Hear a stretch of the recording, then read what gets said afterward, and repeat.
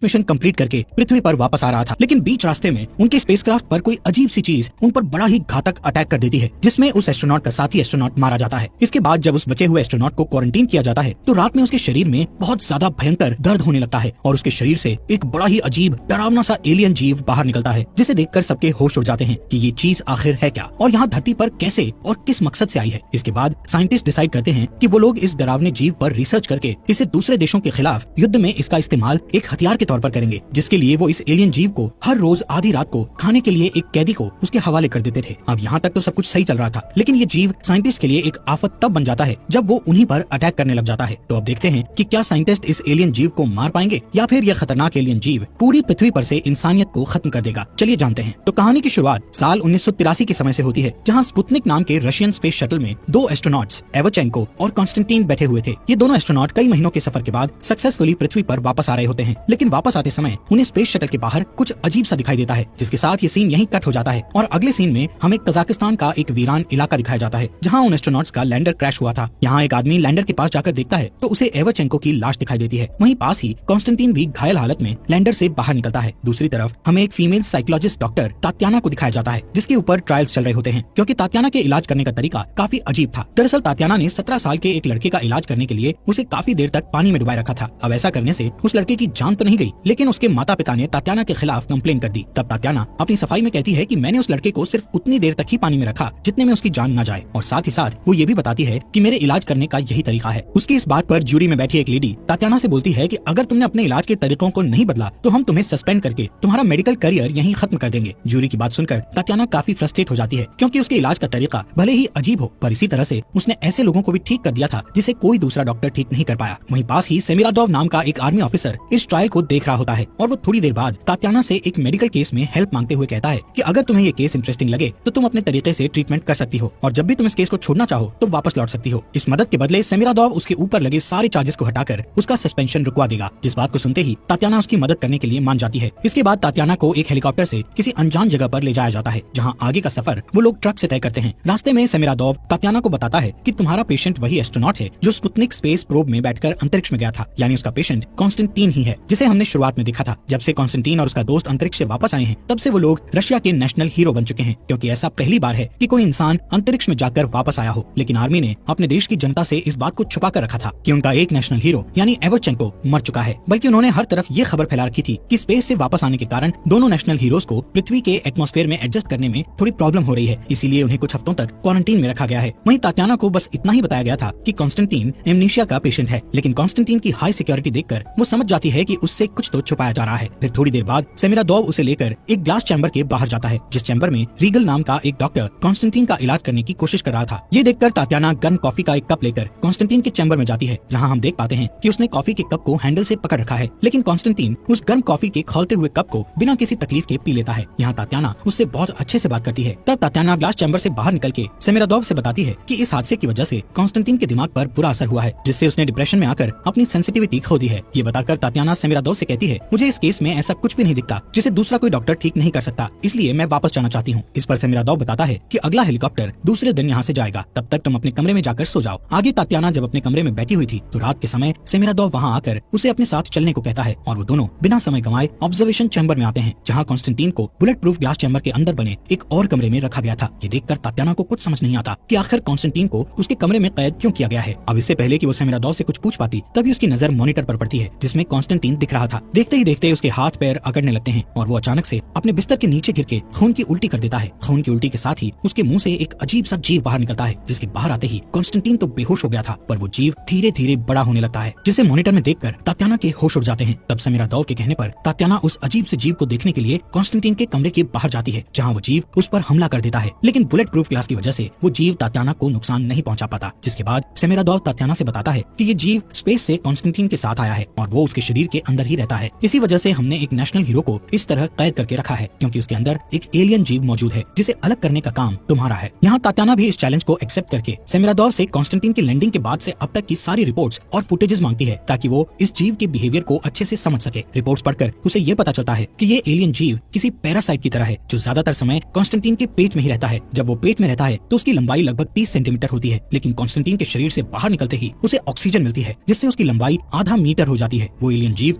Constantine के शरीर से बाहर निकलने के लिए एक टॉक्सिन रिलीज करता है, जिससे कॉन्स्टेंटीन के शरीर की मसल्स लूज होकर फैल जाती हैं, ताकि वो एलियन जीव आसानी से बाहर निकल सके। ये जीव हर रात 2:40 से लेकर 3:10 के बीच उसके शरीर से बाहर निकलता है और कुछ समय बाहर रहने के बाद वो वापस कॉन्स्टेंटीन के शरीर में चला जाता है। इस पूरे समय तक कॉन्स्टेंटीन बेहोश ही रहता है और उसे ये तक पता नहीं कि उसके अंदर कोई एलियन जीव रहता है। तात्याना को रिपोर्ट पढ़कर ये भी पता चलता है कि रीगल ने एक बार उस एलियन जीव को कॉन्स्टेंटीन के शरीर से अलग करने की कोशिश की थी, लेकिन एलियन जीव से अलग होते ही कॉन्स्टेंटीन की हालत खराब होने लगी थी। पर वो जीव जैसे ही कॉन्स्टेंटीन के शरीर में वापस गया तो कॉन्स्टेंटीन दोबारा ठीक हो गया। यानी कहीं न कहीं उस एलियन जीव ने ही कॉन्स्टेंटीन को अब तक बचा रखा है, वरना लैंडर के क्रैश करने के बावजूद भी उसका जिंदा रह पाना नामुमकिन था। वहीं ये जीव कॉन्स्टेंटीन के खाए हुए खाने को खाकर जिंदा रहता है, लेकिन तात्याना को ये जानना था कि वो एग्जैक्टली क्या खाता है। उसे इन फाइल्स में कॉन्स्टेंटीन के पास्ट की भी जानकारी मिलती है, जिससे उसे ये पता चलता है कि कॉन्स्टेंटीन का 7 साल का एक नाजायज बेटा है, क्योंकि कॉन्स्टेंटीन ने उसकी माँ से शादी नहीं की थी और उसकी माँ के मरने के बाद उस बच्चे को ऑर्फनेज में रख दिया गया। फिर अगले दिन तात्याना इंट्रोगेशन के दौरान पहले तो कॉन्स्टेंटीन से उसका फेवरेट सॉन्ग पूछती है, लेकिन बाद में वो उससे कहती है कि तुम एक बुरे पिता हो जिसने अपने बेटे को ऑर्फनेज में सड़ने के लिए छोड़ दिया, जो सुनकर कॉन्स्टेंटीन को काफी बुरा लगता है। जबकि तात्याना की बातों से हम समझ पाते हैं कि उसने जानबूझकर कॉन्स्टेंटीन को गुस्सा दिलाया ताकि गुस्से के कारण उसके व्यवहार में कुछ बदलाव आ जाए। वो तुरंत ही रीगल से कॉन्स्टेंटीन का ब्लड टेस्ट करने को कहती है ताकि उसे ये पता चल सके कि आखिर वो एलियन जीव एग्जैक्टली क्या खाता है। यहाँ तात्याना सेमिरादोव को सजेस्ट करती है कि वो कॉन्स्टेंटीन को ग्लास चैम्बर से निकालकर किसी दूसरे कमरे में शिफ्ट कर दे, ताकि कॉन्स्टेंटीन को ऐसा न लगे कि उसे कैद करके रखा गया है। इस पर सेमिरादोव कॉन्स्टेंटीन को ग्लास चैम्बर से निकालकर एक नॉर्मल कमरे में शिफ्ट करवा देता है और इस कमरे में एक टीवी भी रखी हुई थी। इसी बीच उसके कमरे में तात्याना आती है, जिसे कॉन्स्टेंटीन बताता है कि स्पेस में जाने से एक हफ्ते पहले ही मुझे अपने बेटे और उसकी माँ के बारे में पता चला था, इसलिए मैंने ये सोचा कि वापस आने के बाद मैं उसे ऑर्फनेज से वापस ले आऊंगा, लेकिन वापस आने के बाद से मैं यहीं पर फंसा हुआ हूँ। फिर उसी रात जब वो एलियन बाहर निकलता है तो तात्याना दोबारा से उसके सामने जाती है और पिछली बार की तरह इस बार भी उनके बीच बुलेट प्रूफ ग्लास होता है, लेकिन इस बार वो एलियन तात्याना को देखकर उसके ऊपर हमला करने की कोशिश नहीं करता, बल्कि वो तो एक खिलौने की तरफ अट्रैक्ट हो रहा था, जो खिलौना दरअसल कॉन्स्टेंटीन का फेवरेट खिलौना था। ये देखकर तात्याना उस खिलौने के साथ बुलेट प्रूफ चैम्बर के अंदर जाती है, जहाँ वो जीव उस खिलौने के साथ ऐसे चिपकने लगता है मानो वो उसका भी फेवरेट खिलौना हो। उस जीव को खिलौने के साथ खेलता देखकर तात्याना उसे छूने की कोशिश करती है, जिस कारण वो जीव उस पर हमला करके उसके पैरों को बुरी तरह से घायल कर देता है। तब सोल्जर्स आसपास की लाइट्स जलाकर उस जीव को कंफ्यूज करते हैं और इस मौके का फायदा उठाकर तात्याना को वहाँ से बाहर निकाल लिया जाता है। वो होश में आने के बाद सेमिरादोव से अपनी ऑब्जर्वेशन शेयर करते हुए बताती है कि वो एलियन कॉन्स्टेंटीन की फीलिंग्स को महसूस कर सकता है और शायद इसीलिए वो उस खिलौने की तरफ अट्रैक्ट हो रहा था। तात्याना फिर से वीडियो फुटेजेस को देखती है तो उसे ये पता चलता है कि वीडियो में कुछ ग्लिच है, यानी उस वीडियो से कुछ छेड़छाड़ की गई है। वो इस बारे में रीगल से पूछती है, लेकिन रीगल उसे कुछ भी नहीं बताता। दरअसल रीगल रिसर्च करके नोबेल प्राइज पाना चाहता था, इसलिए वो तात्याना को कुछ बता नहीं रहा होता, जिस पर तात्याना उससे कहती है कि मुझे तुम्हारे नोबेल प्राइज से कोई मतलब नहीं है, बल्कि मुझे तो सिर्फ सच जानना है। वहीं रीगल भी ये बात जान रहा था कि अकेले वो अपनी रिसर्च पूरी नहीं कर सकता, क्योंकि वो इस केस में काफी दिनों से लगा हुआ था, लेकिन तात्याना के आने के बाद ही उसे कुछ जरूरी इंसाइट्स मिले हैं, इसलिए वो तात्याना की मदद करने के लिए तैयार हो जाता है। जिसके बाद वो तात्याना को एक गाड़ी में छुपाकर इस फैसिलिटी से दूसरी तरफ ले जाता है, जहाँ सिर्फ कुछ ही लोगों को जाने की परमिशन थी। वो उसे नाइट विजन बाइनोकुलर्स देकर कहता है कि तुम गाड़ी के अंदर से ही सब कुछ देखती रहो। तात्याना देखती है कि वहाँ एक कैदी को केज के अंदर ले जाया जा रहा था और इसी के साथ सारी लाइट्स बंद कर दी गई। कुछ देर बाद एलियन जीव केज के अंदर आकर उस कैदी को एक ही झटके में मारकर उसके मांस को खाने लगता है। ये देखकर तात्याना के होश उड़ जाते हैं और हम एज एन ऑडियंस जान पाते हैं कि ये केज उसी ग्लास चैम्बर से जुड़ा हुआ है, जिसके अंदर कॉन्स्टेंटीन को हर रात रखा जाता है ताकि वो एलियन केज में आकर प्रिजनर्स को खा सके। अब गाड़ी में वापस आने के बाद रीगल तात्याना को बताता है कि जब हमें कॉन्स्टेंटीन मिला था तो उसकी हालत बहुत ज्यादा खराब थी, लेकिन उसके अंदर इस एलियन जीव के होने की वजह से उसकी तबीयत दिन ब दिन सही होती चली गई और वो इतनी जल्दी रिकवर कर गया जितने में किसी आम इंसान का रिकवर कर पाना लगभग नामुमकिन था। जब कॉन्स्टेंटीन हॉस्पिटल में था तो इस एलियन जीव ने एक नर्स को भी मार दिया था और उसी दिन के बाद से कॉन्स्टेंटीन की तबीयत में सुधार आना शुरू हो गया। इसके बाद उस जीव को मछली से लेकर सुअर तक सब कुछ खाने को दिया गया, मगर ऐसा करने से कॉन्स्टेंटीन की तबीयत फिर से खराब होने लगी। आखिर में सेमिरादोव ने उस जीव को एक प्रिजनर ऑफर किया, जिसे खाने के बाद जब वो जीव कॉन्स्टेंटीन के अंदर गया तो कॉन्स्टेंटीन की तबीयत वापस से सही हो गई। लेकिन वो जीव प्रिजनर्स को मारने से पहले उन्हें काफी ज्यादा डराता है, क्योंकि डरते समय इंसानों के अंदर कॉर्टिसोल नाम के हार्मोन का लेवल बहुत ज्यादा बढ़ जाता है और शायद ये जीव कॉर्टिसोल के ऊपर ही फीड करता है। फिर अगली सुबह तात्याना कॉन्स्टेंटीन को सारी सच्चाई बताती है कि उसके अंदर एक एलियन जीव रहता है जिसने बहुत से लोगों को मार दिया है। ये सुनकर कॉन्स्टेंटीन तात्याना से कहता है कि तुम मुझे रात में मिलो। रात में कॉन्स्टेंटीन अपने कमरे के बाहर मौजूद एक रिसेप्शनिस्ट लड़की को बेहोश करके टीवी के अंदर लगे एक मैग्नेट को निकाल लेता है। वो उस मैग्नेट की मदद से सीसीटीवी कैमरास को ऑल्टर करके तात्याना के साथ उस कमरे में जाता है जहाँ उसके दोस्त एवरचेंको की लाश रखी हुई थी। यहाँ कॉन्स्टेंटीन रिवील करता है कि उसे इस एलियन के बारे में पहले से ही पता है, यहाँ तक कि उसे वो सारी चीजें महसूस और दिखाई देती हैं जो वो एलियन करता है। यानी वो एलियन जो भी महसूस करता है वो सारी चीजें कॉन्स्टेंटीन को भी महसूस होती हैं और उसे अच्छे से पता है कि हर रात ये एलियन प्रिजनर्स को मार के उनका मांस खाता है। लेकिन इतना सब जानने के बावजूद भी कॉन्स्टेंटीन अनजान बना हुआ है, क्योंकि अगर सेमिरादोव को ये बात पता चल गई तो वो कॉन्स्टेंटीन को इस फैसिलिटी से कभी नहीं जाने देगा। दरअसल कुछ ही दिनों में यहाँ एक इंस्पेक्शन टीम आने वाली है, जिनके आने तक कॉन्स्टेंटीन को अपना नाटक जारी रखना होगा। इंस्पेक्शन टीम से क्लियरेंस मिलते ही कॉन्स्टेंटीन को छोड़ दिया जाएगा और ऐसा तभी पॉसिबल है जब कॉन्स्टेंटीन इन बातों बातों से अनजान बना रहे। वो तात्याना से रिक्वेस्ट करता है कि तुम सेमिरादोव को मत बताना कि मैं और वो एलियन सेम फीलिंग शेयर करते हैं, क्योंकि सेमिरादोव को इस बात का पता चल गया तो वो मुझे बाहर नहीं जाने देगा। कॉन्स्टेंटीन ने तात्याना को ये बातें इसलिए बताई क्योंकि उसे अच्छे से पता था कि तात्याना बहुत इंटेलिजेंट है, जो बहुत ही जल्द सारी सच्चाई का पता लगा लेगी। इसलिए उसने पहले ही सब कुछ कन्फेस कर दिया। उसकी बातें सुनकर तात्याना को बहुत बुरा लगता है, क्योंकि उनके देश के लोग कॉन्स्टेंटीन को एक नेशनल हीरो मानते हैं, लेकिन ये नेशनल हीरो सब कुछ जानते हुए भी प्रिजनर्स की हत्या होने दे रहा है। तात्याना उससे कहती है कि अगर मैं तुम्हारी जगह होती तो खुद की जान ले लेती। ऐसा कहकर वो यहाँ से जा रही होती है कि तभी एक सोल्जर उसे गिरफ्तार कर लेता है, क्योंकि वो एक रेस्ट्रिक्टेड एरिया में घूम रही थी। इसके बाद सेमिरादोव उसे खुद लेकर केज के पास जाता है, क्योंकि सेमिरादोव को इस बात का पता चल गया था कि रीगल तात्याना को पहले भी इस केज के पास लेकर आया था। सेमिरादोव उससे कहता है कि तुम्हें इस बार नाइट विजन बाइनोकुलर्स की जरूरत नहीं पड़ेगी, बल्कि मैं तुम्हें सब कुछ करीब से दिखाऊंगा। फिर हम तात्याना और सेमिरादोव को केज के पास देखते हैं, जहाँ इस बार एक नहीं बल्कि 2 प्रिजनर्स को लाया गया था। और हर बार की तरह इस बार भी वो एलियन केज में आकर उन प्रिजनर्स को मारने ही वाला था कि तभी तात्याना केज को खोलकर उस जीव के सामने चली जाती है, लेकिन वो उस पर हमला नहीं करता, क्योंकि कॉन्स्टेंटीन और ये एलियन सेम फीलिंग शेयर किया करते थे, जिस कारण ये एलियन तात्याना को नुकसान नहीं पहुंचाता। तभी तात्याना कॉन्स्टेंटीन का फेवरेट गाना गाने लगती है, जिससे वो एलियन बिल्कुल शांत पड़ जाता है। जबकि दूसरी तरफ कॉन्स्टेंटीन वापस से होश में आने लगता है, जो देखकर हम समझ पाते हैं कि कॉन्स्टेंटीन कुछ हद तक उस एलियन को कंट्रोल कर सकता है। इसी बीच एक प्रिजनर वहाँ से भागने की कोशिश करता है, जिस पर वो एलियन एक झटके में ही उस प्रिजनर का सिर धड़ से अलग करके उसे मार देता है। हालांकि इस इंसिडेंट को देखकर सेमिरादोव तात्याना से पूछता है कि क्या कॉन्स्टेंटीन इस एलियन को कंट्रोल कर सकता है, जिसके जवाब में तात्याना कहती है कि वो इस एलियन को पूरी तरह से कंट्रोल नहीं कर सकता। इस जवाब से सेमिरादोव समझ जाता है कि अगर तात्याना को और ज्यादा समय दिया जाए तो वो कोई न कोई तरीका खोज ही लेगी, जिससे कॉन्स्टेंटीन और एलियन को अलग किया जा सके। वहीं अगली सुबह जब तात्याना और रीगल एवरचेंको की लाश का परीक्षण कर रहे होते हैं, तो तात्याना रीगल से बताती है कि एवरचेंको को फर्स्ट स्टेज का कैंसर था, जिसका पता हमारे डॉक्टर्स को तो नहीं चल पाया, लेकिन उस एलियन ने एवरचेंको की बीमारी का पता लगा लिया और इसीलिए उसने कॉन्स्टेंटीन के शरीर में रहने का फैसला किया। यहाँ हम ये भी जान पाते हैं कि एवरचेंको की मौत क्रैश में नहीं हुई, बल्कि उस एलियन ने ही एवरचेंको को जान से मारा था। इसी बीच तात्याना रीगल से कहती है कि मैं कॉन्स्टेंटीन को लेकर यहाँ से भागने वाली हूँ और हमें यहाँ से भागने में तुम्हारी मदद चाहिए। अब पहले तो रीगल सेमिरादोव के डर से उसकी मदद करने को तैयार नहीं होता, लेकिन बाद में वो उसकी मदद के लिए तैयार हो जाता है, क्योंकि वो अपने नोबेल प्राइज के चक्कर में और प्रिजनर्स की जान नहीं लेना चाहता था। आगे हम तात्याना को कॉन्स्टेंटीन के पास देखते हैं, जहाँ वो उससे बताती है कि आज हम दोनों यहाँ से एस्केप करने वाले हैं, लेकिन एस्केप करने से पहले मैं उस एलियन को तुम्हारे शरीर से अलग कर दूंगी। दरअसल तात्याना का प्लान ये था कि वो कॉन्स्टेंटीन के शरीर में ऐसा केमिकल इंजेक्ट करेगी जिससे उसके शरीर में कुछ देर के लिए कैंसर के सिम्टम्स आ जाएंगे। ऐसा होते ही वो एलियन उसके शरीर को छोड़कर बाहर निकल आएगा और वो एलियन कॉन्स्टेंटीन के शरीर के बिना ज्यादा देर तक जिंदा नहीं रह सकता, क्योंकि उससे धूप नहीं बर्दाश्त होती। यही वजह है कि वो रात के समय ही बाहर निकलता है, जबकि दिन में वो उसके शरीर में रहता है। इसके बाद तात्याना और कॉन्स्टेंटीन कुछ सोल्जर्स को बेहोश करके वहाँ से भाग निकलते हैं, जबकि दूसरी तरफ रीगल हायर ऑफिसर्स को सेमिरादोव के इलीगल एक्सपेरिमेंट्स के बारे में खबर देता है। उधर सेमिरादोव को सीसीटीवी फुटेजेस से पता चल चुका था कि तात्याना और कॉन्स्टेंटीन वहाँ से भाग रहे हैं और इस सब में रीगल ने भी उनकी मदद की है। उसे ये भी पता चल चुका था कि रीगल ने उसके खिलाफ कंप्लेंट कर दी है, इसीलिए वो उसे शूट करके जान से मार देता है। उसे मारने के बाद वो अपने सोल्जर्स को तात्याना और कॉन्स्टेंटीन के पीछे भेजता है, जहाँ उसके ऑर्डर पर बहुत सारे सोल्जर्स तात्याना और कॉन्स्टेंटीन को घेर लेते हैं, जहाँ वो लोग तात्याना को मारने ही वाले थे कि तभी कॉन्स्टेंटीन खुद को इंजेक्शन लगाकर एलियन को बाहर निकाल देता है। वो तात्याना को बचाने के लिए उस एलियन को कंट्रोल करके सभी सोल्जर्स को मरवा देता है। अब इस मौके का फायदा उठाकर तात्याना कॉन्स्टेंटीन को लेकर वहाँ से भाग निकलती है, जिससे वो एलियन पीछे छूट जाता है। इधर कॉन्स्टेंटीन और एलियन एक दूसरे से दूर जाते ही कमजोर होने लगते हैं, क्योंकि उन दोनों में एक सिम्बायोटिक रिलेशन बन गया था, यानी वो दोनों ही एक दूसरे पर डिपेंडेंट थे। एलियन से कॉन्स्टेंटीन को ताकत मिलती थी और कॉन्स्टेंटीन के शरीर में रहकर वो एलियन जिंदा रह पाता था। दूसरी तरफ सेमिरादोव का सामना उस एलियन से होता है, लेकिन कॉन्स्टेंटीन से दूर होने के कारण वो एलियन काफी कमजोर पड़ चुका था। इसीलिए सेमिरादोव उसे एक बॉक्स में डालकर तात्याना और कॉन्स्टेंटीन के पास पहुंचता है। हालांकि अब तक कॉन्स्टेंटीन की हालत भी बहुत ज्यादा खराब हो चुकी थी और इस बात का फायदा उठाकर सेमिरादोव तात्याना को मारने ही वाला होता है कि तभी कॉन्स्टेंटीन पूरी हिम्मत करके उस एलियन को फिर से कंट्रोल करके सेमिरादोव को मरवा देता है। वो एलियन सेमिरादोव को मारने के बाद कॉन्स्टेंटीन के मुंह से होते हुए उसके पेट में चला जाता है, जिससे कॉन्स्टेंटीन की तबीयत दोबारा से ठीक होने लगती है। लेकिन इतना खून खराबा देखने की वजह से कॉन्स्टेंटीन को बहुत बुरा लगता है, इसलिए वो खुद को शूट करके मार लेता है ताकि उसके साथ एलियन भी मारा जाए। इसके बाद कहानी के लास्ट सीन में दिखाया जाता है कि तात्याना कॉन्स्टेंटीन के बेटे को ऑर्फनेज में जाकर अडॉप्ट कर लेती है। इसी के साथ ये बेहतरीन मूवी